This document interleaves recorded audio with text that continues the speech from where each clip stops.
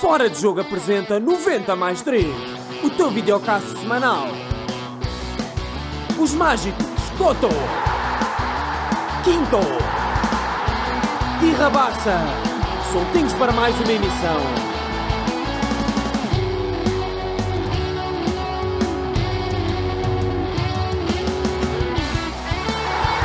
Mais 3. Sejam bem-vindos a mais um episódio de 90 mais 13. Eu sou Afonso Couto e estou aqui com os mágicos Ricardo Quinteiro e José Rabassa.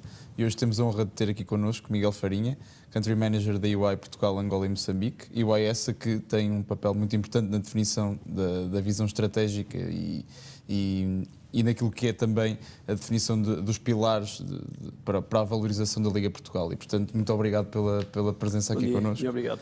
Antes de começarmos, o Ricardo faz sempre uma pequena apresentação do nosso convidado, espero que gostes. Bom dia, Miguel. Bom dia. Miguel Farinha, Country Managing Partner da EY Portugal, Angola e Moçambique, natural de Torres Vedras. Em menino sonhava ser biólogo marinho, mas rapidamente percebeu que tinha mais aptidão para a matemática e a economia do que propriamente para as ciências. Formado em gestão pelo Instituto Superior de Gestão, chega à EY em 98. Mais cedo do que previa, pois quando se preparava para ter 2 meses de férias no seu querido Baleal, o seu refúgio, recebeu uma chamada da EY para começar em junho em vez de setembro, por causa de um projeto relacionado com a Expo 98, uma inventariação da imobilização para um cliente internacional. Começou a sua carreira profissional em auditoria, tendo integrado mais tarde a equipa de Corporate Finance. Em 10 anos, torna-se partner e chega à liderança da equipa de SAT, onde permaneceu durante cerca de 10 anos e transformou uma equipa na altura de apenas 12 pessoas em cerca de 180. Nos primeiros tempos até chamava essa equipa a equipa do táxi, porque eram tão pouquinhos. Quando entrou na EY pensava que só ia estar por cá 3, 4 anos, mas graças às sucessivas oportunidades que lhe foram sendo dadas, ficou cada vez mais convencido e percebeu que o seu futuro passava por aqui. Diria que o momento menos feliz profissionalmente foi em 2008, na sua promoção a partner, com o deflagrado de mais uma crise em Portugal, a sua ida para Barcelona ficou condicionada e acabou por não ir. No campo pessoal, o Miguel assume-se como um homem de família, tem 3 mais 2 filhos. O Miguel é também um apaixonado por mar e toda a sua envolvência, adora veleiros, tem carta de marinheiro, gosta de praticar pesca submarina e snorkeling e também irá à pesca com a senhora sua mãe. Além dos desportos do mar, o Miguel gosta também de basquete, inclusive jogou quando era mais novo no Física de Torres Vedras. Gosta de dar passeios de bicicleta, de andar de barco, com a sua família e com os seus amigos. Adora o seu Benfica, inclusive, pelo que nos contaram, tenta gerir a sua agenda em função do calendário do Glorioso. Gosta muito de futebol, inclusive é de jogar. Chegou a participar nos torneios organizados pela EY, como guarda-redes, e já venceu um torneio nacional da EY. Esse é o princípio do Gordel. contra as outras equipas de SAT. O ídolo de Miguel é Michael Jordan e a frase que mais o marcou do 23 e que aplica para a sua vida é que o talento vence jogos, mas o jogo de equipa vence campeonatos. No capítulo das leituras, o Miguel gosta também de biografias, leu a do Jordan este verão, e gosta também muito de banda desenhada. Uma característica do Miguel, diria não surpreendente, já que estamos perante um torriense, é que o Miguel adora o carnaval e todos os anos gosta de se vestir a rigor, sendo a matrafona o seu disfarce favorito. Também no capítulo dos disfarces, segundo nos contaram, são célebres os seus disfarces nos convívios da EY no Algarve, já nos brindou com um vestido de Obelix ou de Braveheart. E para finalizar, como líder e gestor de pessoas, ao Miguel atrai-lhe fazer coisas novas, desafiar as suas pessoas. Nestes 20 anos de EY, o que mais lhe deu prazer foi ajudar a formar os novos partners. Tem como máxima contratar sempre alguém melhor do que o Miguel. Afirma que só gosta de trabalhar com pessoas que são realmente boas, e boas não só tecnicamente, mas boas pessoas. E diz que é mais importante quando estamos a contratar new hires, mais do que fazemos testes, é perceber o que é que eles fazem fora do contexto profissional ou académico. E para terminar, o Miguel afirma que se inspira em atletas olímpicos, empresários que do nada criaram riqueza e postos de trabalho, no seu Baleal e, por último e mais importante, na sua esposa, que o Miguel confessa ser a pessoa que mais o inspira todos os dias. Senhoras e senhores, Miguel Farinha. Muito obrigado pela apresentação. Um detalhe impressionante. Miguel, para começar, e é um tema da ordem do dia, Ruben Amorim está prestes a sair do Sporting. Vemos mais um talento a sair do futebol português. A retenção de talento é um conceito que certamente é muito familiar ao Miguel, bem como a toda a equipa de management da EY. E eu queria lhe perguntar de que forma é que no futebol português podemos reter o talento, que mecanismos é que devemos adotar e que paralelismo é que encontra também para a nossa UI para reter o talento. Acho que é uma excelente questão, uma preocupação constante. Um bocadinho, como dizias, o tema da retenção de talento hoje em dia, na UI é um tema que nós pensamos todos os dias, estamos a trabalhar muito sobre ele, no sentido de criar novas oportunidades, criar novos desafios, garantir que as pessoas estão felizes no seu posto de trabalho, estão satisfeitas com o que fazem aqui, sentem orgulho da empresa onde estão. Esse é um desafio constante. Agora, não podemos ignorar que nós vivemos num mundo global, num mundo europeu, e o exemplo do Ruben Amorim, que neste momento está tão na berra, eu acho que é mais um daqueles exemplos de que há oportunidades que não se podem perder. E nós temos de estar sempre preparados para que as pessoas consigam dar um salto para algo que para elas é melhor, que para elas é mais interessante. E eu percebo que uma oportunidade, como a que está no caso concreto, é absolutamente fabulosa, provavelmente para alguém dizer que não há mesma. E a mesma coisa acontece nós todos os dias, ou seja, eu tenho uma preocupação constante de estar a desenvolver as minhas pessoas, elas serem melhores todos os dias. Qual é o risco que eu tenho? Que o mercado as venha buscar. E para isso eu tenho de ser sempre melhor que o mercado e conseguir oferecer-lhes mais do que aquilo que o mercado lhes está a oferecer. E o mais não é simplesmente pagar mais ou de alguma forma ter melhores benefícios. Tem de ser um pacote completo, uma experiência completa daquilo que é ser UI, trabalhar em UI, ou no nosso caso, o que é estar em Portugal ou no futebol português. E acho que tem de haver essa preocupação constante, todos os intervenientes, criar uma melhor experiência para quem está a trabalhar neste setor. E acho que aí é essencial criar mecanismos para atrair melhores jogadores, criar melhores infraestruturas, criar um espetáculo diferente à volta do futebol. Há uma série de medidas que têm sido discutidas muito no futebol português que é preciso implementar, pode tornar mais atrativo e conseguimos que o talento queira cá ficar mais tempo.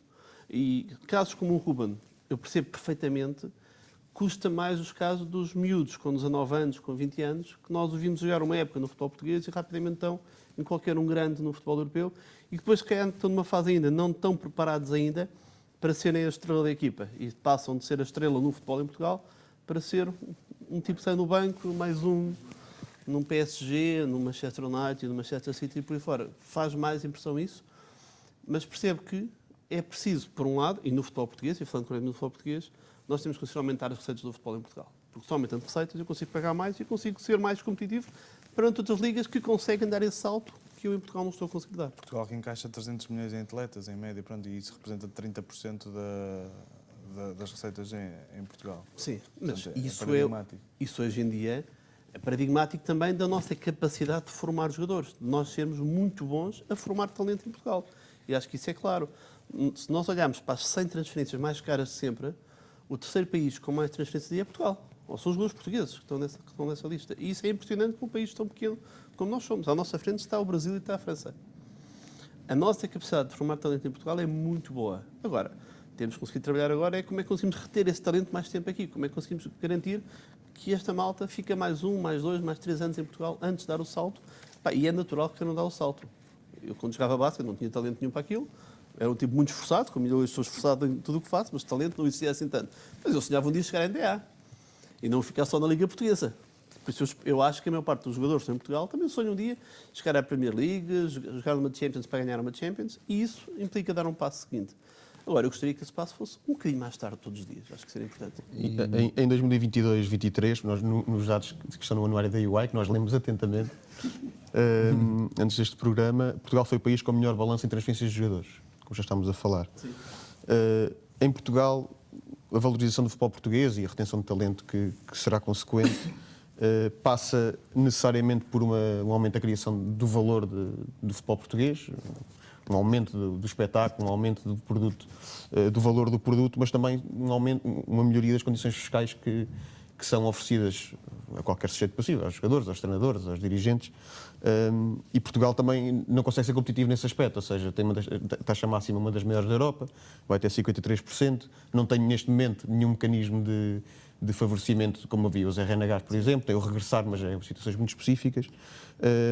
A criação de valor sem um regime fiscal atrativo também de pouco vale? Eu acho que há duas questões. Por um lado, podemos falar um bocadinho sobre como é que vamos criar mais valor. Mas deixei dessa para depois, indiretamente à questão do regime fiscal. Esse é claramente um dos temas em Portugal hoje em dia. E ainda há pouco tempo, olha, falávamos do Thinking Football Summit, onde se ia moderar um painel com os CFOs dos 4 maiores clubes portugueses. E essa era uma preocupação dos custos de contexto do futebol em Portugal que precisam de ser trabalhados e é preciso alguma ajuda para os mesmos, ou seja, não se consegue fazê-lo, não é só o futebol em si que vai gerir. O tema fiscal é um tema bem mais amplo do que isso. Mas o tema fiscal, nós estamos a concorrer com ligas que o mesmo jogador, com a Liga Italiana, há uma desproporção evidente entre o que um jogador A Liga Holandesa também. irá ganhar, a holandesa também, no ponto líquido, face ao que ganha lá. Um jogador que ganha, vamos ao exemplo de um muito bom jogador, muito bem pago, ganha 1 milhão de euros por ano. Em Itália, esse 1 milhão de euros irá muito mais líquido para o jogador do que em Portugal. Uma diferença muito Porque há um mecanismo certamente mais favorável. Porque há mecanismos mais favoráveis para um jogador de futebol Sim. que nós não temos em Portugal. E isso é preciso, ou melhor, deveria ser necessário o próprio governo trabalhar e pensar um bocadinho como é que eu posso. O futebol tem um peso importante na economia portuguesa. Tem uma projeção que poucas atividades em Portugal conseguem ter. Então, por que não dedicar um bocadinho de tempo, criar aqui algum regime de exceção para conseguirmos atrair mais talento e, com isso, melhorar ainda mais este produto e sermos mais atrativos? Acho que faz todo o E não sentido. podemos ir mais longe. Em Espanha há um mecanismo ultra favorável também. Exatamente. Até Sim. apelidado por causa de um jogador de futebol, o David Beckham. Falávamos há pouco em off do Cláudio, o diretor financeiro do Sporting Braga, que nesse mesmo painel no Thinking Football Summit que o Miguel moderou, ele dizia que os jogadores, quando chegavam ao Braga, aquilo que lhe perguntavam é quanto é que iam ganhar líquido. E ele dizia, pá, tens que dividir isso mais ou menos por 2,6, 2,8. Portanto, isto é bastante... evidencia bastante aquilo que é a realidade da carga fiscal. E o comparativo com outras ligas muito semelhantes à nossa, Portugal sai a perder claramente nesse capítulo. E no momento em que nós passamos de estar em sexto do ranking da UEFA para sétimo, perdemos um lugar para os Países Baixos. Temos a Bélgica muito perto também a começar Nos últimos 2 anos teve resultados muito melhores que nós. Muito melhores do que nós. A Bélgica. Mas também aí leva-nos a outra conversa, que é a conversa da competitividade do futebol em Portugal e como é que nós fazemos as equipas mais pequenas serem mais fortes. Porque, efetivamente, Portugal, nos últimos anos, perdeu o lugar no ranking da UEFA, não foi porque o Benfica, Porto Sporting ou mesmo o Sporting de Braga perderam pontos aqui. Eles conseguiram manter. Agora, as nossas equipas mais pequenas que iam à Conference League, nós estamos na 4ª edição da Conference League e é a primeira vez que temos um clube português na fase de grupos. As outras 3 foram lá para a primeira fase e eliminaram-se. Enquanto que as holandesas fazem As holandesas- grandes Mas trajetos. o nosso quinto lugar, por exemplo, a Zé Alkmaar deu 5-0 no Gil Vicente. Mas também é verdade que eu acho que isto vai andar muito em trampolim entre a Liga, vai andar muito em sobe e desce entre a Liga Holandesa, porque já vimos este ano, a Liga Holandesa passou para 6, tem 6 equipas, já tem uma equipa que não entrou nas competições europeias, Portugal este ano pode voltar a passar a Holanda. E temos a ter um Guimarães, a ter uma carreira fortíssima na Europa, o que vai ajudar bastante também. Porque a Conference Liga, lá está, veio trazer abrir aqui um fosso para as equipas portuguesas é muito mais difícil estar presente, mas também eu diria que para as holandesas, porque o formato é diferente. O formato não ajuda. E quanto mais as equipas estão mais perto da Champions, menos pontos farão e quem está na Conference League mais pontos fará. Agora, nós temos a garantir é que as equipas portuguesas que vão a uma Conference League, e estamos a falar se calhar, do médio clube português, mas o Guimarães já é um clube com bastante substância, mas um Famalicão, tem feito excelentes, um Aroca, que consigam ir lá e participar, não ir só ao play-off e caírem aí, participar e fazer pontos. E isso não tem acontecido. Nos pontos que a Holanda fez o ano passado nas provas europeias, 65% desses pontos foram feitos na Liga Conferência. Portugal faz 9%. Mas Portugal fez muito mais do que na Champions. Mas na Champions não é fácil lutar. Sim, as Nós melhores hoje, equipas este ano até podemos portuguesas... estar todos satisfeitos que a Champions até começou a correr bem, com o Benfica com 6 pontos, o Sporting com 7 pontos, mas eu consigo imaginar o que é que vai acontecer nos próximos 5 jogos do Benfica, por exemplo. Eu diria que daqueles 5, se calhar há um que pode ganhar. A maior parte deles não tem muitas hipóteses. E o Sporting não é assim muito diferente, tem um calendário um bocadinho mais Isso é favorecido. favorito contra o Bolonha. Sim. Agora, de resto, Tudo o resto. um Bayern Munique, um Barcelona, uma Juventus, E até mesmo o Mónaco Mónaco. fora, parece muito difícil o calendário. Até Porto e Braga agora tem que mostrar na Liga Europa. Na altura. Mas lá está, esta coisa, os pontos valerem valerem todos igual. Eu acho que não faz sentido. Pois não. honestamente. Não há uma valorização suficientemente grande. Podíamos estar a conseguir dar mais pontos para quem está na Liga. Devia haver um coeficiente diferente para as 3 ligas. não é? Estamos a falar de 3 ligas diferentes. Aquilo é quase a Primeira Liga, a Segunda e o Campeonato de Portugal. Ou Liga 3. Deveria haver também aqui alguma valorização diferente para os pontos conquistados em cada uma delas. Ao não haver, leva-nos a essa situação. E Portugal está a ter a situação que não estamos neste momento a competir, por exemplo, como a Ucrânia. Que há 4 ou 5 anos atrás, a Ucrânia estava a E a Rússia, apanhar a própria Rússia. E a própria Rússia. Entretanto, face às soluções geopolíticas, não estão a competir, mas eram um claro concorrente para aquele 6º lugar. Neste momento não são. Sim. E estamos a falar aqui da retenção de talento e desta capacidade, ou melhor, a não capacidade ou dificuldade de competir com os nossos portanto, países com maior peso futebolístico e por isso a minha pergunta e aqui a reflexão é que Portugal nos últimos 15 anos tornou-se o grande exportador de talento para estes grandes campeonatos e fazendo disso também grande parte, e é nisso que assenta a maior parte do modelo de negócio dos três grandes. A minha pergunta é se é realista pensar que num futuro próximo algum dos três grandes possa deixar de depender, pelo menos de uma forma tão expressiva, das receitas com os jogadores para garantir a sua sustentabilidade. Eu acho, e de forma muito clara, acho impossível. Eu acho que o modelo do futebol em Portugal, uma parte significativa das receitas vem das transferências e não há forma de não fugir a isso. Nós não vamos conseguir que as receitas que venham via as televisões consigam colmatar esse ponto. Não irá existir um aumento que permita colmatar, no sentido de eu não preciso destas receitas, vou ter estas. Há um desafio enorme em Portugal de aumentar as receitas comerciais. Os clubes têm receitas comerciais muito mais baixas do que nas realidade das ligas top europeias. Então, se formos falar de ligas americanas, nem sequer se coloca a questão. Chega a ser ridículo. Por isso, o modelo de transferências é essencial para o futebol em Portugal. Mas eu acho que nos últimos anos também vimos um fenómeno interessante que foi este modelo começar a espalhar-se para a liga toda. Sim, sim. Porque há uns anos atrás, ninguém em Portugal vendia para fora de Portugal se não fosse os três grandes e um Braga. Hoje em dia, um Famalicão vende para fora, um Arouca vende para fora, um Moreirense vende para fora. Quer dizer, há uma série de clubes que conseguem já vender os dois para fora e que fizeram apostas firmes nas suas escolas de formação, no desenvolvimento do tal talento. Profissionalização. Há uma profissão do futebol em Portugal que é importante saber valorizar. E isso aconteceu. Nós podemos continuar a dizer aquele anúncio agora, isto só no futebol português, parece que está tudo igual há 20 anos atrás, não está. O futebol português deu saltos grandes na sua profissionalização. Se nós olharmos para academias como a Academia do Braga ou a Academia do Famalicão, Foi campeão de júniores. foram ambos campeões nacionais nos últimos 2 anos. Sim.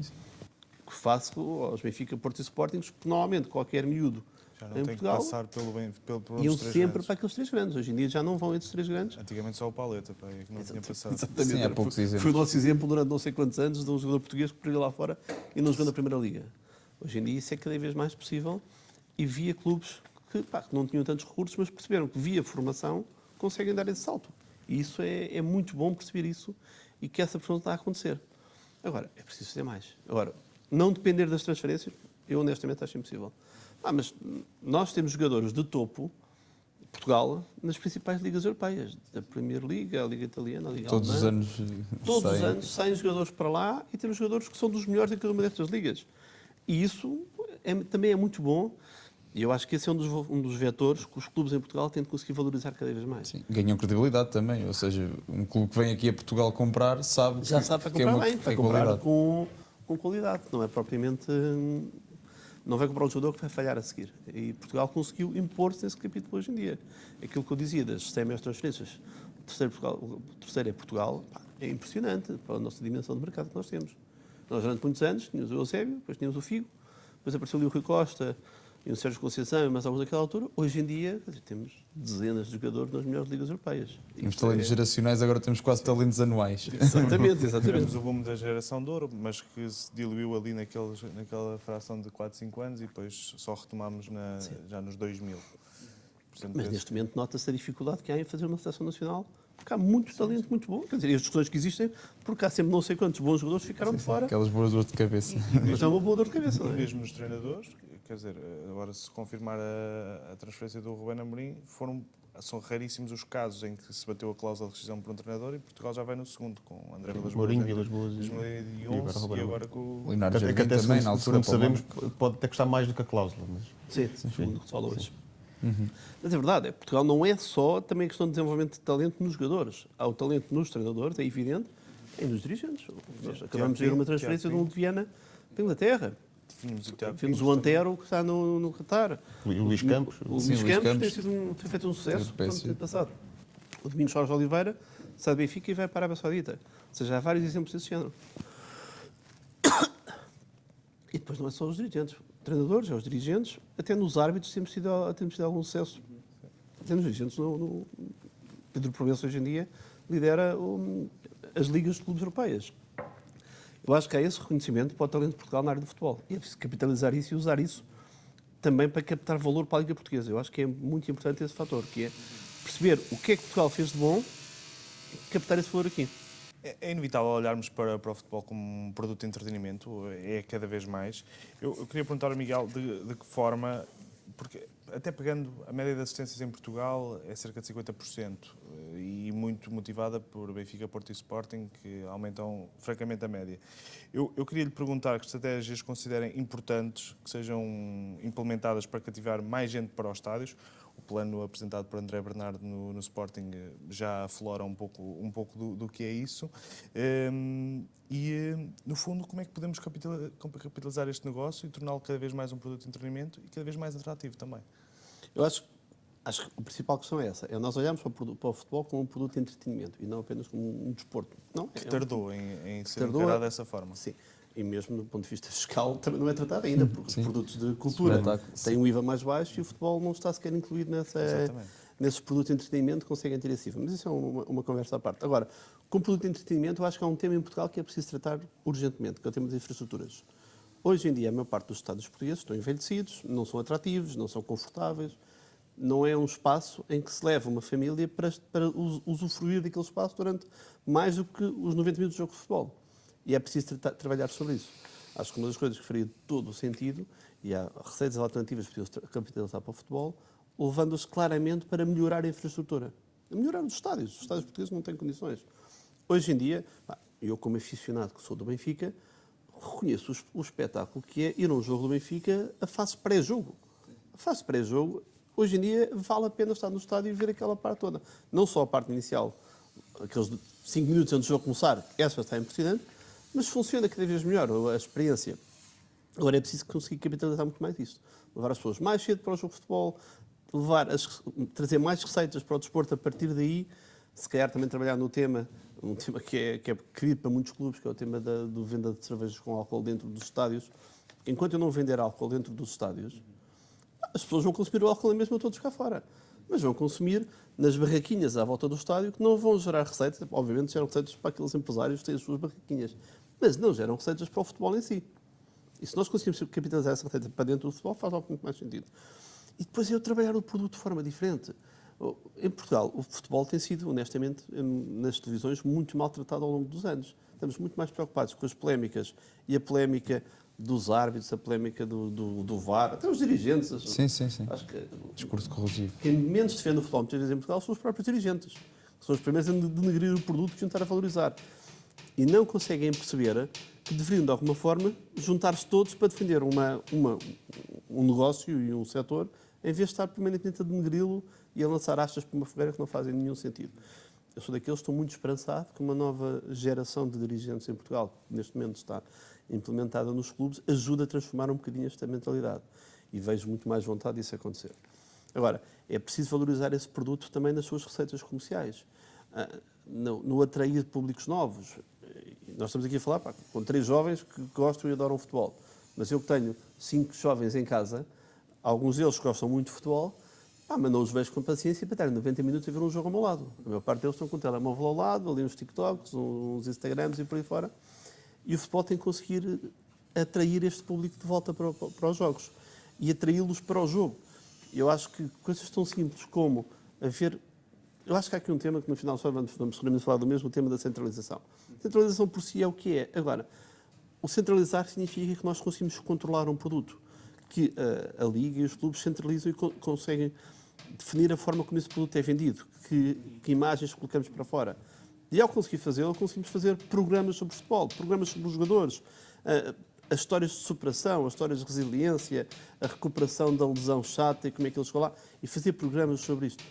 Porque hoje em dia não se faz nada, não é? Não há nenhuma imagem sobre isto em Portugal, não há nenhum trabalho sobre isto. Há os jogos, há uns resumos de futebol e depois há muita conversa nos canais noticiosos à noite, até porque é uma forma fácil de fazer fez a televisão. Já lá iremos à parte dos broadcastings. Querias falar sobre os estímulos? Ainda ia falar aqui um bocadinho sobre esta parte inicial da intervenção do Miguel, que era, acho que há um exemplo, referiste no início, que olhou se calhar talvez muito tarde para a necessidade de vermos também o futebol como um entretenimento e tentar capitalizá-lo. Eu acho que um exemplo muito claro disso são os estádios do Euro 2004, em que não se teve visão para pensar como é que se poderia, ou seja, eles serviram aquele propósito, mas a partir daí muitos deles ficaram e degradaram sem que fossem aproveitados, quer pelos municípios, quer pelos clubes, e depois também há outra questão, eu misturava aqui duas, que é, apesar de os clubes terem que investir no produto e torná-lo mais atrativo, mais de 80% dos clubes em Portugal, dos adeptos em Portugal, são dos três grandes. E há logo uma limitação também aí para que os clubes pequenos consigam trazer, efetivamente, lotar os seus estádios. Mas a questão é, será que os clubes mais pequenos fizeram um trabalho verdadeiro de atrair o seu Sim. o adepto para o clube da terra? Pois, Eu acho que não foi feito em Portugal. Eu acho que nunca existiu essa preocupação. Nós todos fomos educados para sermos de um dos três grandes. É muito cultural de É Portugal. uma coisa cultural. Portugal sempre foi, é os três grandes. Tirando a exceção do Vitória e Guimarães. Tem ali uma coisa muito pequenina. E o crescimento E do Braga. depois o crescimento do Braga, que é um crescimento absolutamente espantoso e que se calhar faz sentido olhar para o que foi feito ali e perceber o que é que deve ser feito noutros clubes em Portugal. E o Braga fez um trabalho muito bom, inclusive junto às escolas, de atrair aquela miudagem toda para o clube. Trazê-los para os jogos. E isso é importante. Bilhetes gratuitos nas faculdades. Nas faculdades, é uma cidade universitária. Ou seja, mas todo esse processo faz E todo é a o cidade sentido. mais jovem do país, percentualmente. Portanto, logo aí. Exatamente. Mas eu acho que deveria ser uma preocupação cada vez maior dos clubes em tentar atrair os seus adeptos. E nós pensamos num clube como o Barcelona e o próprio mote do Barcelona, o mais que um clube, é uma questão identitária de região. Nós em Portugal não temos essas questões identitárias de regiões. Temos no Por Futebol um lado, Clube Porto. felizmente, porque também não há questões separatistas. No Futebol Clube Porto temos ligeiramente. Sim, mas o futebol Clube já é um grande, não é? Já está, tal como o Barcelona, obviamente. Mas cresceu também muito sustentado Sim, nesse nesse ponto. princípio, é verdade. O futebol Porto fez muito o seu caminho, sustentado nisto, esta Esse região, regionalismo, sim. este regionalismo O símbolo da invicto monarquia. contra o mundo, nós contra todos os outros. Sim. Exatamente. Agora, eu gostaria muito de ver os clubes mais pequenos a começarem a ter estádios cheios. Para isso, eu acho que é preciso trabalhar nas infraestruturas, é preciso trabalhar na mentalidade do adepto e porque é que ele deve vir ao futebol e deve vir apoiar o clube da terra e deve trazer a família atrás dele. E há clubes em Portugal que estão a começar a trabalhar cada vez melhor nisto, mas eu acho que o caso mais paradigmático é o Sporting de Braga. O Sporting de Braga, há 10 anos ou há 20 anos, não existia. Face ao Guimarães, se calhar estava... Sim, é um caso de sucesso. Neste momento é um caso de sucesso em Portugal e acho que faz todo sentido olhar para ele e tentar aprender daqui o que é que temos de fazer mais. E também, ou seja, a solução também deve passar muito pelos jovens e o futebol tornar-se atrativo para os jovens, porque é isso, são gerações muito diferentes daquelas que consumiam futebol há 20, 30 anos. É preciso explicar-lhes a beleza do futebol. Eu acho que eu gosto muito de basquete, como falávamos, gosto muito da NBA. E a NBA gera o produto de uma forma absolutamente fabulosa. Os estímulos que são feitos na NBA a meio e pós-jogo, acho que deviam ser mais aproveitados no futebol. Porque já se nota que há alguma tentativa Ou acha que isso sem aproximação. infraestruturas também vale pouco? Sobretudo nos grandes. Eu acho que é preciso fazê-lo. A infraestrutura é essencial para se garantir que a imagem que se cria. Nada vale fazer isso se não modernizarmos os estádios A também. questão é essa. E por outro lado, um tema que eu acho que é muito pouco falado, por exemplo, no tema da centralização, no tema de controle do produto. Se nós conseguimos controlar o produto que estamos a vender, conseguimos, por exemplo, garantir que as câmaras num determinado estádio de futebol estão a apontar para a bancada dos sócios que está cheia e não para a bancada do outro lado que está vazia. Ver os jogos, aqueles jogos que se vêem em Portugal às vezes, em que estamos a ver um jogo, está uma bancada cheia onde estão as câmaras e estamos a ver do outro lado um muro. Sim. No Rio Ave, por exemplo, que agora nem tem bancada do outro lado. Nem tem bancada do outro lado. Que até foi muito falado lá fora. Sim. Um estado de primeira divisão sem bancada. Como é que é possível? Não Ou é? em Setúbal também acontecia isso Sim. bastante. Não faz nenhum sentido ver isto. Eu lembro de várias conversas junto da Liga, com a Liga te reconhece isto e percebe isto. Faz só parte que a do plano Liga estratégico, não tem não é? poder, no plano estratégico Está- isso é um dos temas que está claramente identificado, mas a Liga neste momento, não centralizando o produto, não tem poder de dizer para onde é que as câmaras estão apontadas, como é que vamos fazê-lo. Não existe ainda esse controle. E esse controle ajuda também a melhorar claramente o produto. É muito diferente. Eu ver um jogo de futebol em que estou a ver um relevado com bancada cheia ou que estou a ver um relevado com um muro ao fundo. Parece ver um jogo de equipa B. Não sei Um jogo distrital. ou distrital qualquer. Quer dizer, falar, mas não é a mesma coisa, não é a mesma experiência. Eu pegaria no Braga e se calhar avançaria para outro tema que nós também temos. Queria só fazer uma pergunta antes de avançarmos no tempo, porque o Miguel falou passa sobre esse tema, a questão do álcool nos estádios, Sim. porque o próprio Salgado Zenha, mais uma vez no painel onde o Miguel esteve, falou desse tema, sustentou que os clubes holandeses anunciaram receitas na ordem dos 10 milhões. No caso do Sporting, nos bares de estádio, não chega a 1 milhão. Por época, queria lhe perguntar qual a sua posição sobre isso, o seu entendimento também sobre essa posição do dirigente do Sporting e vantagens e desvantagens sobre a aplicação a permissão desta medida. Eu acho que faz todo o sentido repensar esta medida e alterá-la. Se pensarmos no estádio de Alvalade, nós vemos as enchentes que existem à volta do estádio de Alvalade, naquelas barriguinhas todas, a consumir cerveja e depois, um quarto de hora antes do jogo, tudo a entrar para conseguir chegar a tempo. E esse for um quarto de hora, sim. É isso. Exatamente. Depois a seguir, o que é que temos? Temos uma confusão para entrar, temos um estádio vazio na meia hora antes do jogo, que também não tem piada nenhuma. Ou seja, logo aqui, em termos de espetáculo, não favorece o espetáculo. Depois há um claro desvio de receitas dos clubes para os empresários terem os relotes à volta dos estádios. Fazem um trabalho, obviamente, muito meritório e tão bom que é beber uma bifana. E continuam a ter espaço, mesmo que se vendesse o espaço existe. E continuam a ter. Agora, Sim. eu conseguiria fazer, o próprio clube faria um espetáculo muito melhor dentro do estádio, se tiver as suas pessoas sentadas meia hora antes do jogo começar, em que pode, de alguma forma, trabalhar sobre isto, do que receber as pessoas nos 5 minutos antes do jogo começar, está tudo a entrar em grande confusão, com os temas também de segurança que existem, não sei quantas pessoas a confluir para a mesma porta. Ou seja, faz-me sentido. Desvantagens. Eu não vejo grandes desvantagens. Eu diria que não vejo nenhuma desvantagem. Estamos a incentivar o consumo de álcool. Pá, por favor, não é seguramente... Sim. Eu entro no estádio da Luz e tenho bancada Sagres. Não posso ter uma Sagres com álcool, mas tenho lá E a as costas dos jogadores todas têm o nome de cerveja Todas dos têm três grandes. cerveja. Sim. Sim. Não me faz grande sentido essa conversa. Parece-me que é um tema que foi eu agora não me lembro do motivo, mas houve um motivo na altura para implementar isso. Também assenta num pressuposto que não é assim tão forte de que há uma relação com a violência. Teve a ver com o liganismo, exatamente. Isso Com a veio violência, dos tempos. sim. Mas hoje em dia, na maior parte da Europa, consome cerveja nos estádios. A evidência não há evidência suficiente para provar que há um aumento da violência associado ao álcool ser vendido Não é nos para estádios. ver os estádios, não há nenhuma evidência sobre isso. Sim, é isso. Até porque bebem álcool na mesma, portanto... A questão é essa. Vem de fora, se quiserem beber... Bebem o álcool antes, já entram no estádio com o álcool. Não é essa. É algum puritanismo, se calhar. Também, não. Sei que falar dos novos formatos. Sim, eu ia, se calhar, como falámos do Braga e também do crescimento que tem tido o Braga e da modernização do clube, o Braga foi também pioneiro, muito recentemente, numa outra vertente do futebol que cabe falar aqui com o Miguel, que é a entrada de acionistas para as SADs, acionistas estrangeiros. No caso foi o mesmo acionista que tem o PSG, e que também entra numa lógica nova, mais ou menos nova no futebol, que é o multi-ownership, ou seja, grupos que controlam vários clubes pelo mundo fora, enfim, também com todas as questões que isso envolve. Acha que é o próximo salto, aquele passinho a mais que também falta dar no futebol português, nomeadamente pelos três grandes?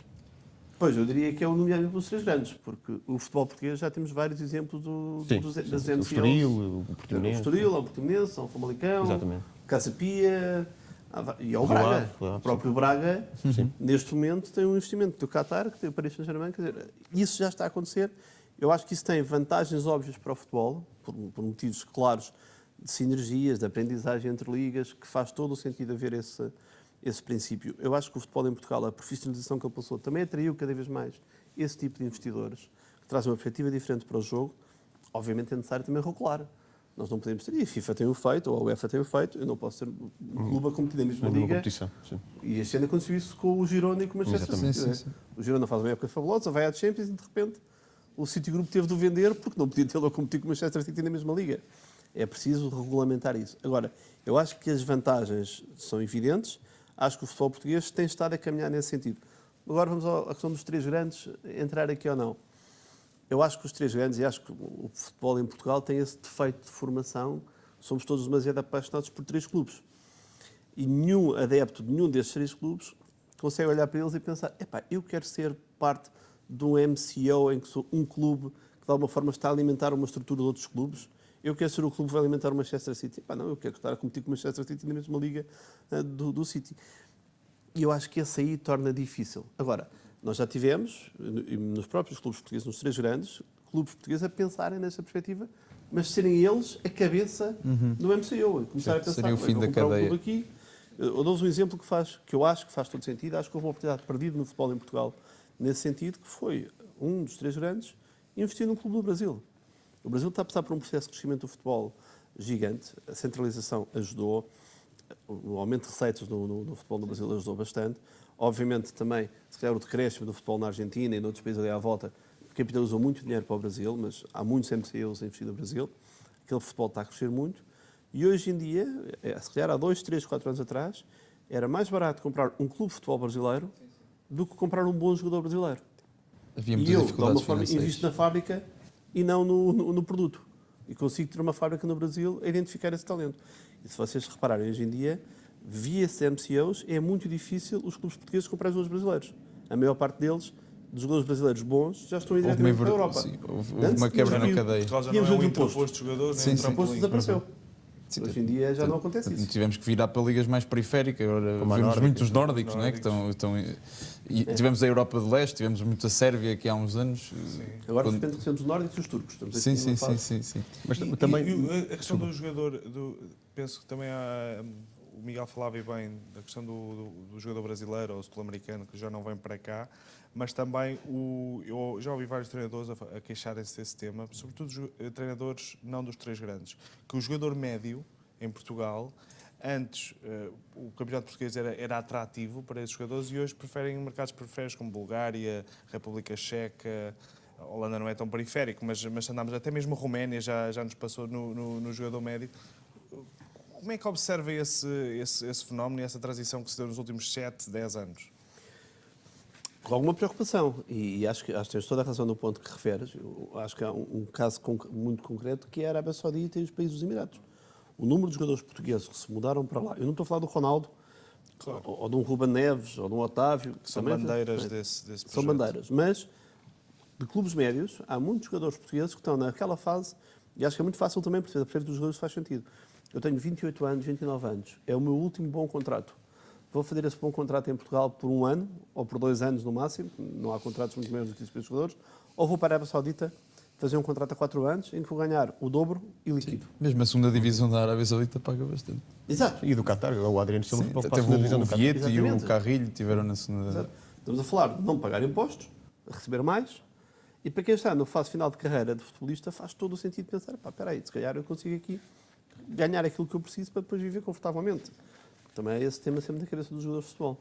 Agora, eu acho que há uma perda de competitividade, mas eu acho que aí também temos o tema fiscal muito em cima da mesa. Sim, sim, sim. Porque em muitos desses mercados Perdemos é muito mais competitividade. atrativo fiscalmente É estar lá. indissociável. Mesmo no Chipre, por exemplo, agora Sim. temos o caso recente. Voltando aqui só um bocadinho atrás, não há também uma resistência cultural do próprio adepto do clube grande, que é raro o adepto não torce o nariz quando se fala em investidor estrangeiro, não é? Sim. Portanto, é raro, a não ser, enfim, aqui pessoas têm alguma predisposição para a parte da gestão e de criação de valor, enfim, como o caso do Miguel, mas o comum adepto, diria 99% dos adeptos, fala-se em investidor estrangeiro, epá, não sei se quer. Porque há muito esta cultura arraigada do clube, o clube como clube e não como empresa, não como agente de Eu acho criação, que há agente económico. há aí 2 princípios muito engraçados sobre essa análise. Eu vou-vos contar uma história que tive uma vez uma conversa com o CEO de um dos 3 grandes clubes portugueses, em que lhe falava dessa hipótese de haver um investidor disponível para investir nesse clube, e a resposta dele foi: Miguel, e vais tu explicar aqui aos índios que vamos abrir um capital a um clube estrangeiro, a um investidor aqui? É que eu não vou fazer esse filme porque já sei o que é que vai acontecer. E por isso mesmo, porque o adepto normal não está disponível para isso.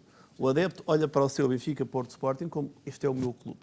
Exato. Este clube não O que é pode que- ser o que é comprado que por este outro. estrangeiro vem cá Quem fazer, fez, não é? para aqui fazer. E depois também olha pela Europa toda e vê que a maior parte dos clubes grandes foram comprados por, se calhar com sucesso no Real Madrid e do Barcelona, quase toda a Europa, e o Bayern Munique e os alemães também têm esse tema. Mas o resto quase todos são de investidores. E não é por aí que se perdeu a ligação ao clube de alguma forma.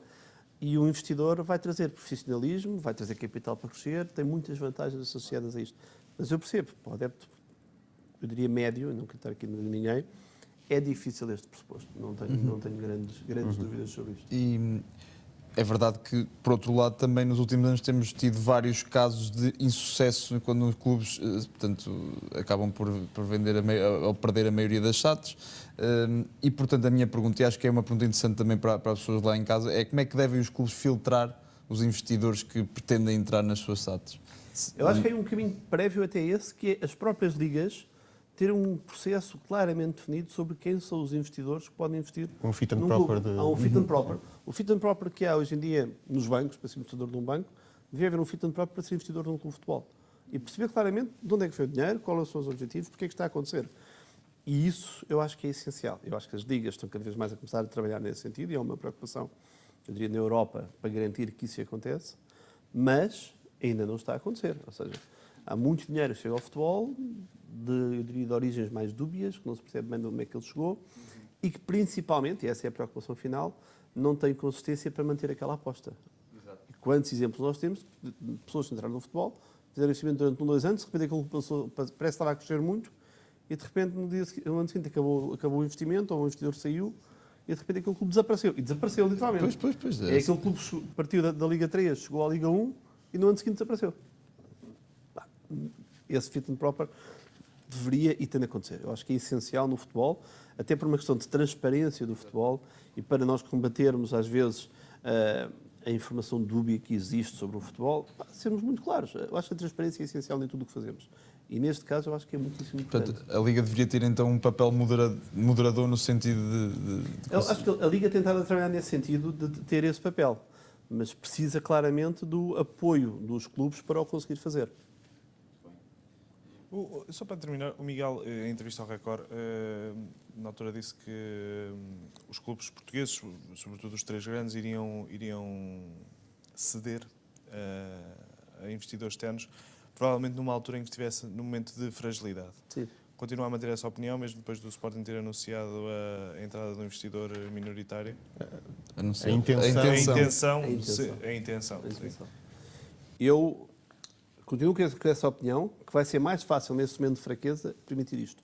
Obviamente, e também disse na altura, acho que era importante os clubes prepararem esse caminho. Acho que o Sporting é um belíssimo exemplo de quem passou por fases muito complicadas, recuperou dessas fases complicadas e tem um plano estratégico do que é que acha que deve ser o seu papel. Exatamente. E percebe que eu valorizando o meu produto, no dia que eu abrir o capital para um investidor estrangeiro, estarei muito mais forte e será muito mais fácil continuar a crescer a partir daí. E isso faz todo sentido. Ou seja, isso é o que deve acontecer de uma forma lógica. Agora, eu percebo que muitas vezes reina o dinheiro e de repente eu estou com mais dificuldades, não tenho como pagar os fornecedores, não tenho como pagar os atletas. Olha, está na altura certa de abrir aqui o capital. Eu receio que isso aconteça. Parece-me neste momento, e devo dizer-te que dessa conversa com o Record, que foi para aí há 6 meses para cá, o futebol em Portugal tem essa maravilha, que muda tudo com uma velocidade absolutamente inacreditável. Sim, veja os últimos 3 dias, não é? Os últimos 3 dias mostram-nos bem como é que O que num dia é como que o verdade, no futebol outro pode- dia já não é. Exatamente. Mas eu acho que nestes 6 meses, as situações que tínhamos nos clubes em Portugal mudaram bastante. Em 6 meses houve muita coisa que mudou. O Porto, de repente, tem uma nova direção, que está a ter muitos desafios, mas está a fazer um trabalho de recuperação claríssimo e que está hoje melhor para receber um investidor do que estava há 6 meses atrás. O Sporting tem feito um caminho de crescimento absolutamente fabuloso, alicerçado numa estratégia clara, numa liderança clara, que sabe o caminho que quer fazer e está a seguir esse caminho. E isso é muito bom vermos isso em Portugal. E não o futebol que nós vínhamos, o futebol ou o dirigismo que víamos há 20 anos atrás, que era o senhor que dizia, fazia, Tomava queria... todas as Presidencialista. decisões. O presidencialismo Sim. não faz sentido hoje em dia. Eu se calhar, antes de irmos aos novos modelos de competições, colocava só aqui uma questão, porque acho que estamos com a pessoa certa também para a colocar, e porque vinha também bastante vincado, tanto no anuário como no plano estratégico da UI para a Liga Portugal, que é o crescimento de 2 setores essenciais no futebol, ou que podem vir a ser essenciais no futebol, que é o setor da aposta desportiva e o setor da Data Analytics, pronto, no Sports Analytics mais concretamente. No caso de apostas desportivas, entre 2018 e 2023, praticamente quadruplicou o seu volume, aqui em valores muito brutos. Na Sports Analytics, em 2021, um volume de 3 mil milhões, para o que se prevê ser de 22 mil milhões em 2030. E que podem atrair também não só uma dimensão do produto, como é que se transmite o produto, como é que se transmite os jogos de futebol. A Data Analytics já é muito usada nisso. É raro não vermos uma estatística com expected goals agora, e isso é Data Analytics, é Sports Analytics. Mas também possíveis patrocinadores que podem também acrescentar valor, acrescentar receita aos clubes. Como é que vê esse boom destes 2 mercados? Olha, No lado das apostas desportivas, é um tema que eu acho que é muito importante para o futebol. Faz parte do programa. É preciso geri-lo, é preciso regulamentá-lo. E eu acho que ainda não está suficientemente regulamentado em várias perspectivas. A perspectiva dos patrocínios, a perspectiva dos investidores e a perspectiva também da distribuição das receitas associadas ao mesmo. Do lado dos patrocínios, hoje em dia, eu acho que são cerca de 70% dos clubes da Primeira Liga têm patrocínios de casas desportivas, coisa que já terminou em alguns mercados. O mercado italiano proibiu isso. O mercado espanhol está a começar a regular agora também sobre o tema. Os três grandes têm a mesma casa de apostas e dois deles até é main sponsor. Portanto, Sim. mostra bem o peso que tem. O peso que tem hoje em dia no futebol. E é preciso perceber este fenómeno e saber, faz sentido. Eu acho que o tema das apostas esportivas tem uma grande vantagem para o futebol, que é o engagement.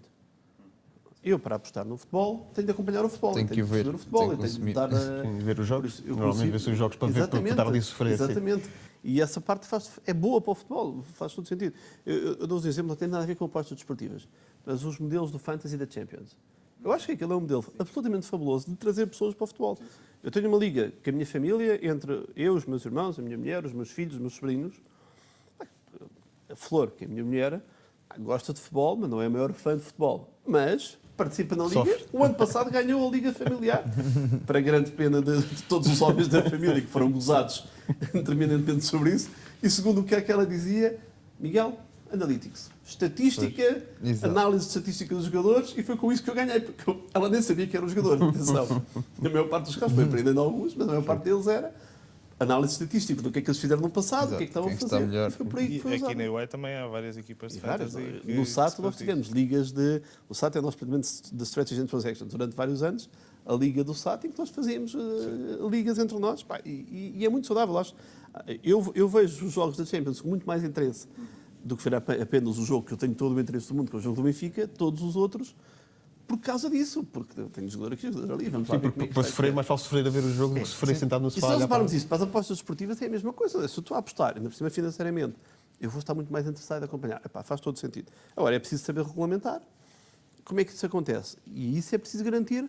O tema que há bocadinho falávamos do fit and proper dos clubes. Eu tenho de garantir que não é uma casa de apostas que está a investir num clube que depois está a patrocinar. Não pode acontecer. Eu tenho de garantir os princípios éticos nas apostas desportivas. Não pode acontecer em nenhum momento haver viciação de resultados ou o que quer que seja. E isso é preciso trabalhar sobre isso permanentemente. E depois temos a questão das receitas. E as receitas é um tema importante. As receitas das apostas desportivas são significativas e, no caso concreto do futebol em Portugal, eu acho que existe uma má distribuição das mesmas. E, na minha perspectiva, a expressão é mesmo má distribuição das mesmas. Hoje em dia, grande parte destas receitas estão aí para a Federação Portuguesa de Futebol. As receitas das apostas em ligas internacionais vão todas para a Federação Portuguesa de Futebol. E, no fim, a Federação hoje em dia está a receber 30% das receitas de apostas esportivas e esse dinheiro não está a chegar aos clubes. Chega via Liga, mas a Liga são os clubes. Esse dinheiro poderia ser usado, e naquele tempo falámos há bocadinho das infraestruturas, poderia claramente ser usado via um princípio qualquer legislativo do governo que diga, meus senhores, o dinheiro que está a ser capitalizado com apostas desportivas deve ser canalizado X para os clubes, mas os clubes só o podem usar para a melhoria da sua infraestrutura. E conseguimos financiar isto com o dinheiro que existe no mercado neste momento e que não está a chegar, de uma forma muito mais transparente. Eu acho que esse tema valeria a pena pensar e repensar. E, novamente, eu acho que é um custo de contexto que poderia ser ajudado por uma via regulamentar ou legislativa. Acho que é importantíssimo. Sports Analytics do outro lado.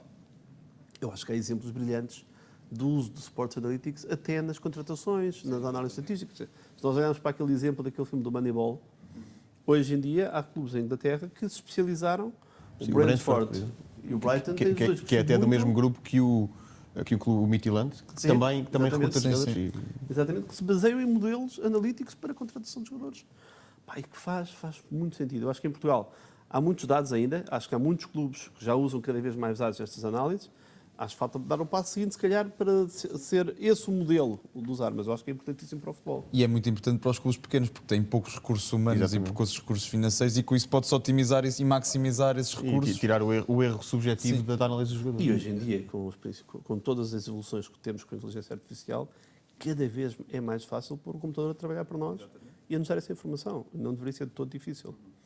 Por isso, eu acho que há aqui um caminho a fazer, que em Portugal tenho visto alguns clubes avançarem por aí, e os clubes, os grandes, a enormidade de data que eles têm sobre os seus atletas, sobre os jogos, é gigante. E eles estão a usá-la, não? vocês visitam, eu conheço o Seixal. E no Seixal parece uma fábrica, a certa altura, o que se passa ali. Aquele espaço de treino com aquela sala, aquele tem um nome, uma espécie de boxe, para os jogadores treinarem, o remate. Qualquer coisa lab. É o Lab, Football Lab, tem um nome assim qualquer Sim, género. sim. Mas eu falava há uns tempos com um treinador de lá que me explicava que o treino que é feito, o treino normal, em relevado, há um treinador que passa a bola a um jogador e a bola é devolvida. A bola que vai daqui para lá vai muitas vezes, vai quase sempre diferente, mais para aqui, mais para ali. No Futebol Lab eles garantem que aquele jogador está a receber aquela bola sempre assim. E ele, em vez de testar uma vez aquele pontapé, porque só daquela vez que ele acertou, ele testa 50. É muito mais fácil, assim, quando chega ao jogo, acertar naquele remate ou aquilo que nós vemos tanta vez acontecer, que é aquele passo para o meio da área e o chute para o céu. Se ele conseguir treinar aquilo 100 vezes seguidas, é mais fácil do que treinar uma ou duas que acertaram. E nós vemos tudo isso no futebol, ou seja, A repetição leva à perfeição. Claramente. E os clubes estão a evoluir cada vez mais nesse aspecto. E no uso de dados é impressionante. E mesmo a transmissão como a da Zone já tem canais específicos, a antiga Eleven, em que já nem há comentário, só há estatísticas ao lado. Para quem gosta de gols, passos, porcentagem de passos certos, isso é fantástico também. E mesmo na parte de falarmos há bocadinho de interação do público mais novo para o futebol, eu acho que isso é essencial. Porque queres ter mais dados. Hoje em dia não estás satisfeito a ver o jogo de futebol só por ver aqueles 22 tipos atrás de uma bola. Queres saber muito mais sobre o que está a acontecer em cada um dos momentos. E a estatística aqui tem um peso importantíssimo. Outro tema que me parece pertinente abordarmos é a forma como se vê futebol em Portugal. Atrevo-me a dizer que em 14, 15 houve um boom com a entrada das várias operadoras que também fizeram com que subisse os preços. E atualmente, falavas da DAZN, mas a Sport TV também está nesse patamar. Em tempo real nós podemos observar os golos, as expulsões, as grandes oportunidades e o Miguel falava há pouco e bem das gerações como a dos seus filhos, que hoje já não veem 90 minutos, vão intercalando entre TikTok, Instagram ou outra coisa qualquer. E queria que nos desse a sua perspectiva sobre como é que se vai ver futebol daqui a 10 anos, ou até 5. Que estratégias é que estão a ser adotadas e o que é que podemos fazer para cativar as pessoas a observar mais tempo de jogo? É uma pergunta difícil e não tenho uma resposta... Eu sei, é para $1 milhão. Exatamente. Mas eu acho que tem muito a ver também com aquilo que temos estado a falar agora no ponto anterior. Dos dados. Mais dados no futebol, formas diferentes de consumir aquele produto. Como é que as pessoas interagem de que forma... Ter claramente mais interação com o que está a acontecer no futebol. Eu acho que um exemplo, a Fernando falou, é o exemplo da Kings League e a forma como há uma interação clara entre o que está a acontecer no jogo, no campo, e o adepto que está e a forma como toda essa interação. Desculpa interrompê-la, a Sport TV já faz um bocadinho disso, que é as pessoas em tempo real podem ir votando no melhor jogador do jogo. Sim, é verdade. Prende. Mas cada vez mais deveríamos conseguir trabalhar mais sobre isso e criar mais formas de haver essa interação. Eu acho que essa interação é essencial hoje em dia no futebol. E depois eu acho que a criação de produtos paralelos eu acho que é muito importante. As entrevistas com os jogadores. Nós damos muito pouco. Se olhamos para o futebol português, eu acho que também é paradigmático. Há muito pouca relevância ao jogador. Fala-se muito mais com o treinador, com o dirigente. Os jogadores são protegidos num casulo em que não são expostos. Uma redoma em que entram. Exatamente. Comunicações com os eu adoraria ver aqueles documentários que eu vejo da Premier League sobre os jogadores. Como é que eles evoluíram, o que é que estão a pensar, o que é que estão a fazer em cada um dos momentos. Nós não o Sporting foi pioneiro nisso, com o ADN de Leão. Exatamente. Nós somos muito conservadores ainda em Portugal sobre este tema. Porque há aqui um caminho também a fazer sobre isto. E se eu for pensar então no que se faz hoje em dia na NBA sobre o jogador e sobre a história à volta do jogador, é quase um storyline do que é que estou ali a fazer. Nós não temos esse storyline em Portugal. Sim. Captar o público por via do jogador, o foco no jogador.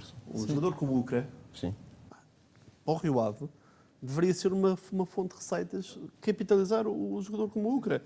E muito mais, era obviamente um bom jogador de futebol, muita qualidade, mas era um entertainer ao mesmo tempo. Então porquê é que eu não consigo usar isto para atrair o público para o estádio?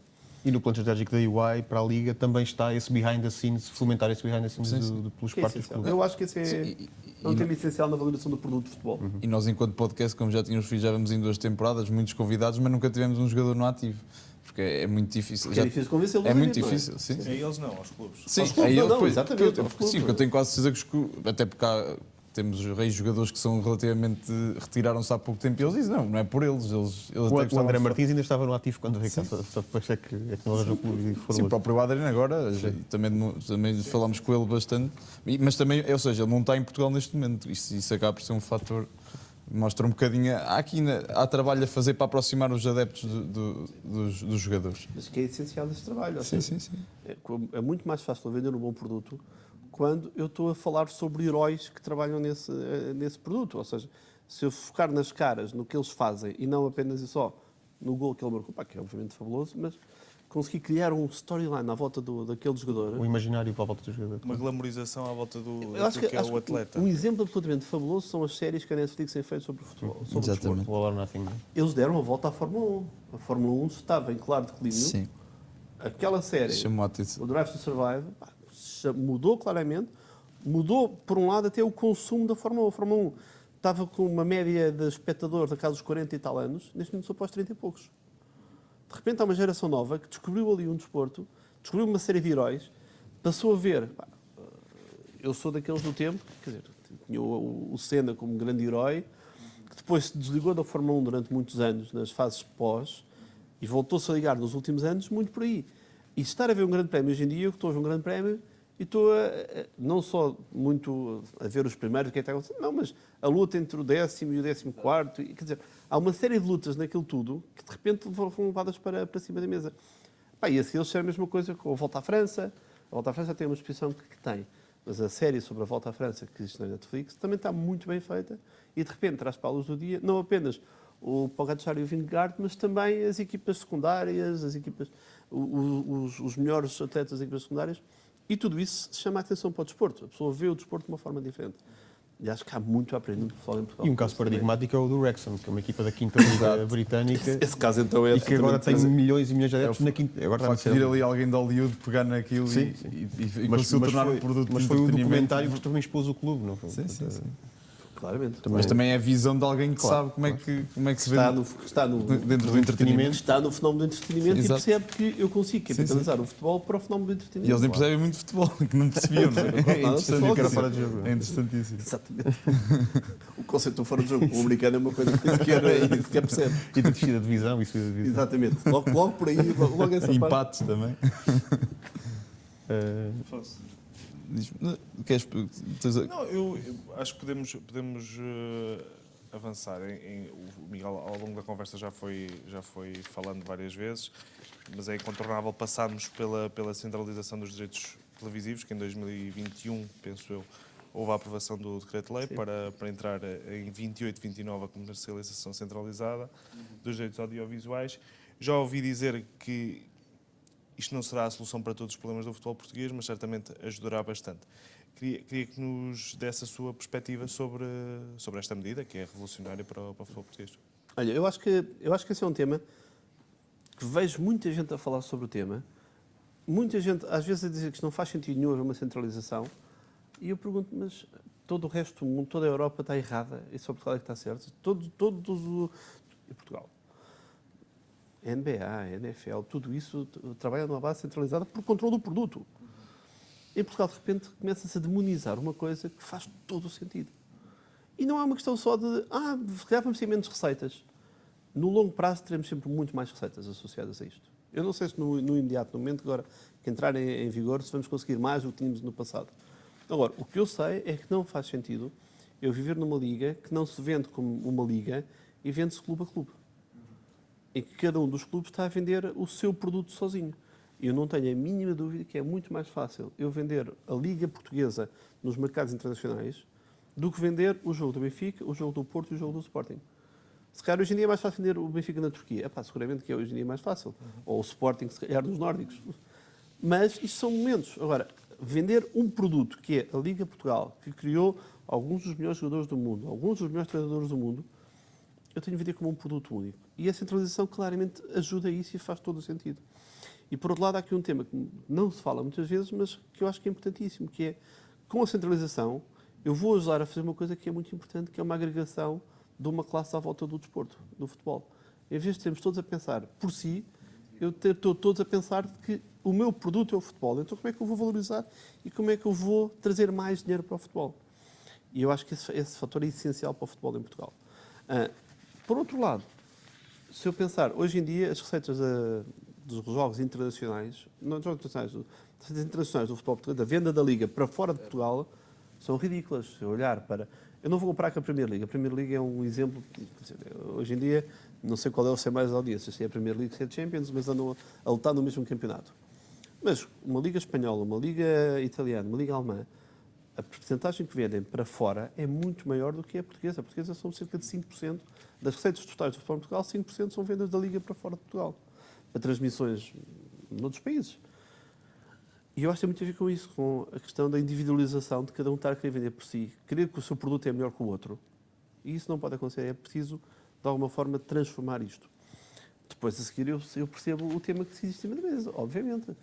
Há 3 clubes grandes que recebem grande parte do bolo e que querem manter esse bolo para eles. Agora, esses clubes grandes não se podem esquecer que eles não jogam sozinhos.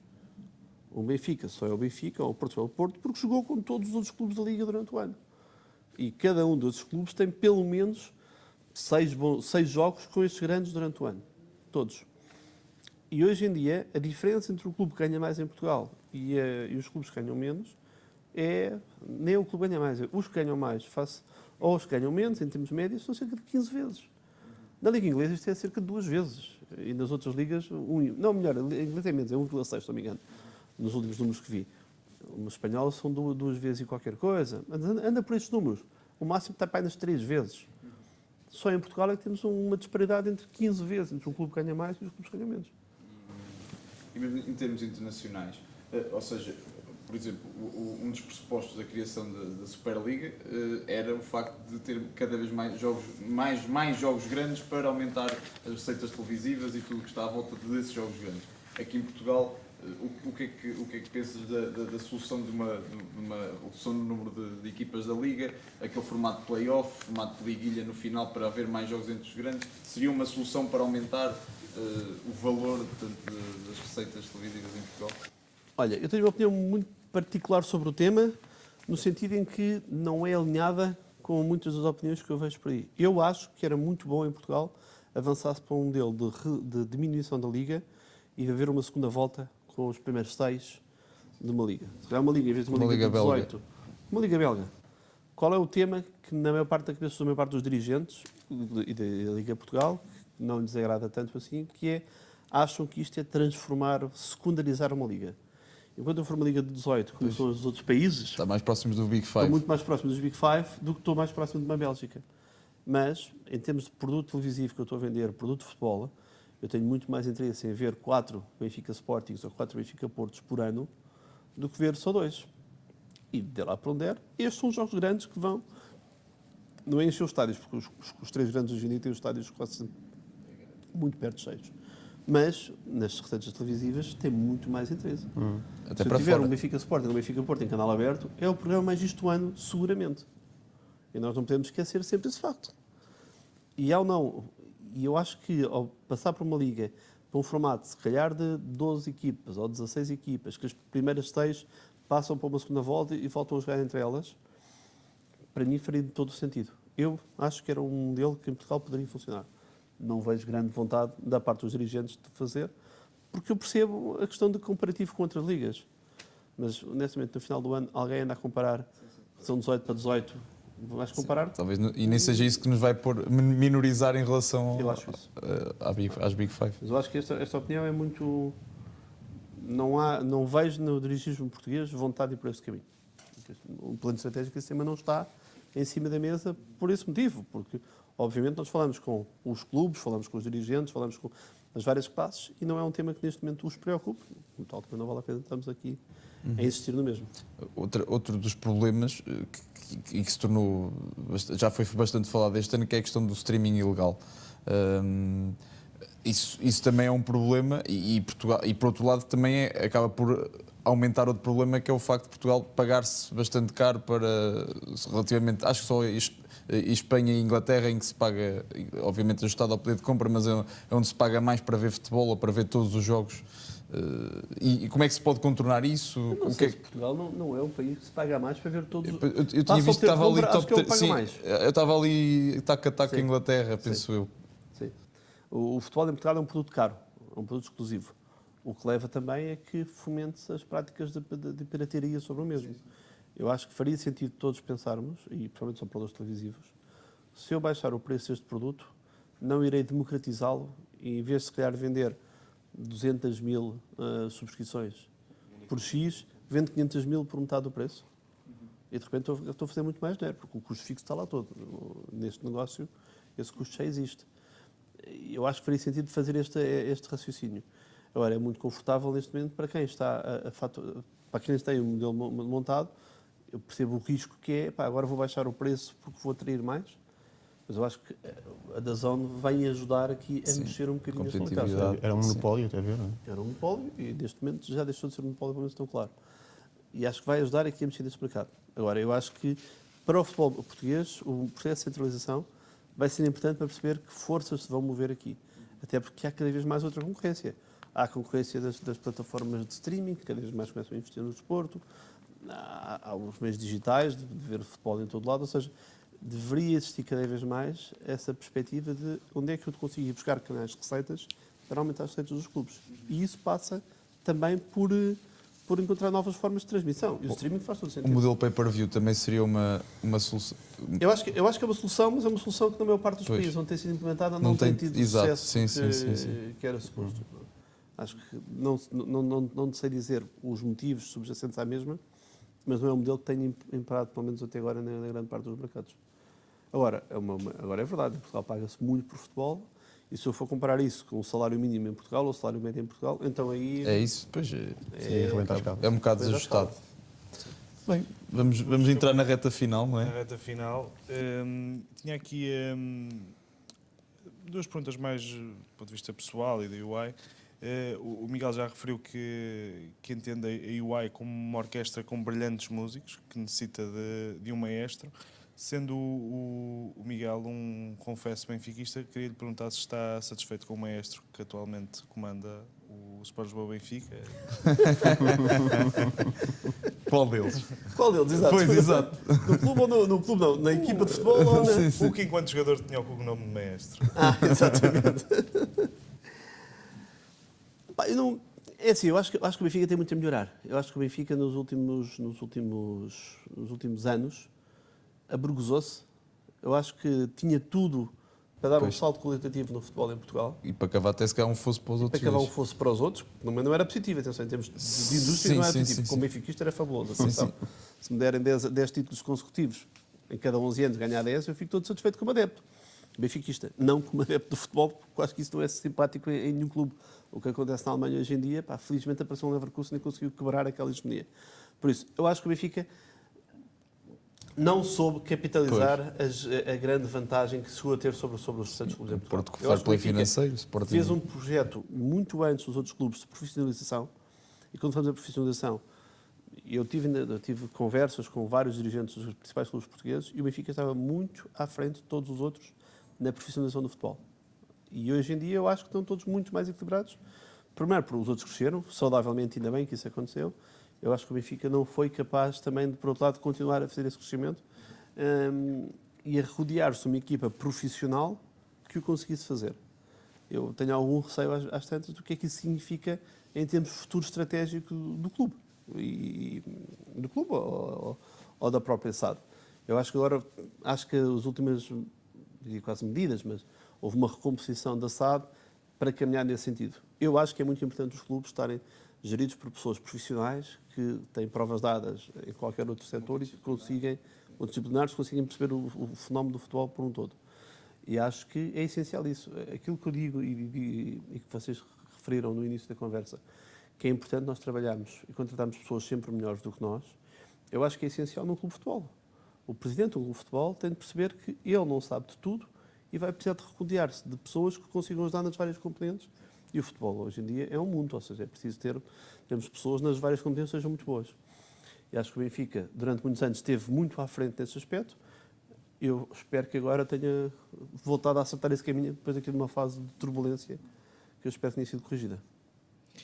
E para finalizar, em entrevista ao Expresso, o Miguel disse que até 2030 quer duplicar a dimensão da UI. Queria perguntar, em jeito de brincadeira, se inspirou em Jorge Jesus quando chegou ao Benfica e disse que ia pôr o Benfica a jogar o dobro. E que perspectivas é que tem, naturalmente, para a nossa UI até 2030? Eu, que era adepto e vi o Benfica a jogar após Jorge Jesus entrar, nós jogávamos um triplo do que jogávamos antes. Eu acho que foi das épocas mais felizes no estádio, foi o primeiro ano de Jorge Jesus. Não estou a dizer o resto dos anos seguintes, nem o seu regresso subsequente. A primeira época absolutamente fabulosa. E eu acho que aqui, neste lado, é a mesma coisa. Ou seja, nós queremos claramente construir um novo paradigma do que é a UI no mercado português e de crescimento da UI. Eu acho que nós temos tido um percurso de sucesso nos últimos anos e fizemos esse percurso de sucesso. Eu fui de uma UI com 200 pessoas e hoje sou de uma UI com 2.000 pessoas, 2.200 neste momento. Por isso, eu acho que nós temos todo o caminho para conseguir continuar a crescer. Há muito para fazer, há muito valor a aportar aos nossos clientes, que nós temos estado permanentemente focados sobre isto. E acredito que o mercado português nos pode ajudar a dar esse crescimento. Há oportunidades de crescimento, acho que a economia portuguesa está numa fase boa, honestamente, apesar de tantas conversas que temos paralelas sobre o que está a acontecer, acho que estamos numa fase boa da economia portuguesa, ainda de crescimento, que pode continuar a acontecer, e nós queremos colaborar muito, tanto com as empresas portuguesas, para ajudá-las a ter esse crescimento. E o nosso papel é muito esse. O nosso papel é trazer confiança aos mercados, aportar valor às empresas, ajudá-las a crescer, ajudá-las a desenvolver-se. E nesse aspecto eu estou muito confiante que, tendo em conta os nossos vetores estratégicos de crescimento e as áreas que estamos a apostar, que ainda há um caminho de crescimento significativo para fazer pela frente. Muito bem.